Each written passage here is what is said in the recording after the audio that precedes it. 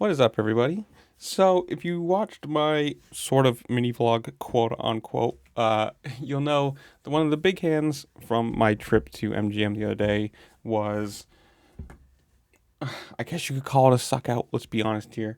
But if you didn't watch this, I had the Ace of Spades and the Jack of Hearts. Where is that? Jack of Hearts right there. So that's my hand, right? And obviously, this isn't exactly correct because I only know my hand and the board and the hand of my opponent, I guess you can say.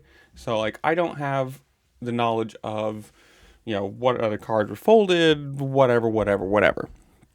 But, anyways, so I have the Ace of Spades, the Jack of Hearts, and we're just going to do this.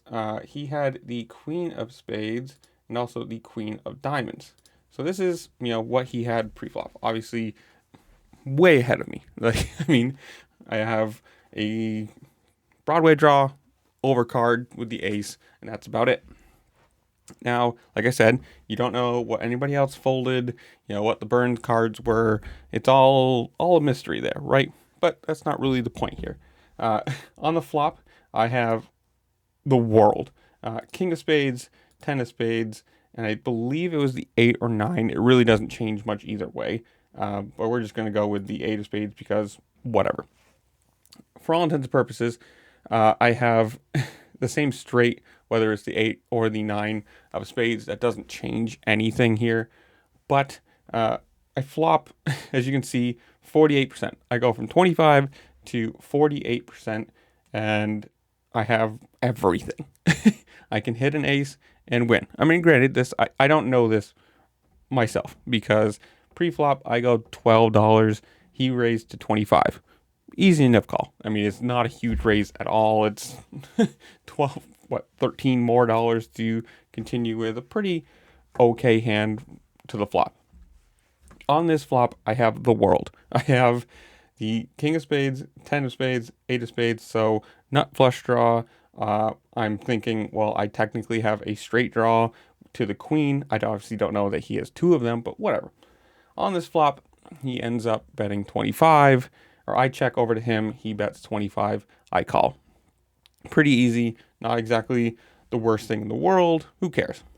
Now, on the turn, it was the King of Diamonds, which is probably one of the worst cards I could have seen because obviously it brings in, trips, it brings in quads, it brings in, boats if he has pocket tens, pocket eights, king 10, anything like that. So it's not exactly a card that I really liked to see. But at this point, I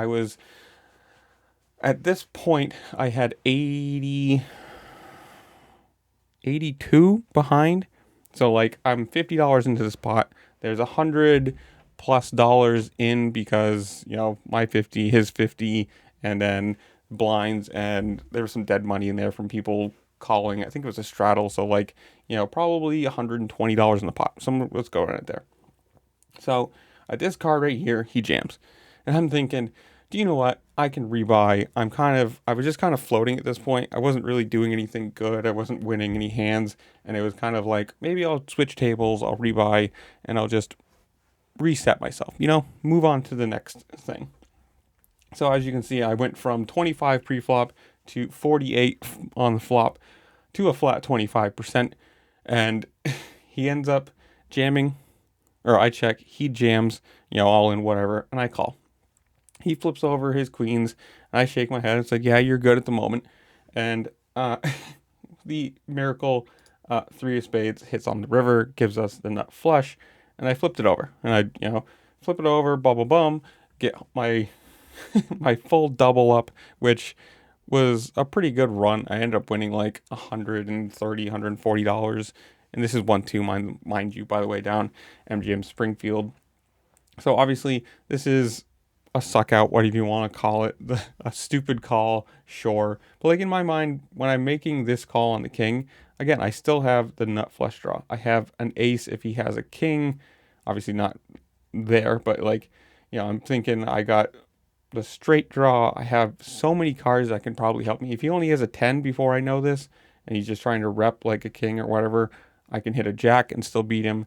So it's not exactly the best thing in the world, but obviously this is the best run out I could have gotten. That three of spades on the river was an absolute miracle.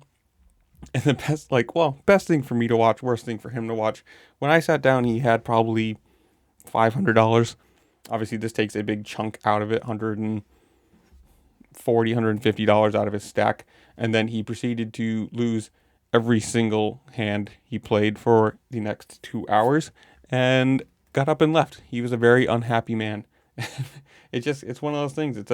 I'm not saying this was the best call in the world. It was probably a really bad call. But with 2-1 to my money, like all the outs in the world in my head, I ended up calling because, again, like I said, I was just kind of floating, wanted to just either reset or double up and move on from that, and it worked.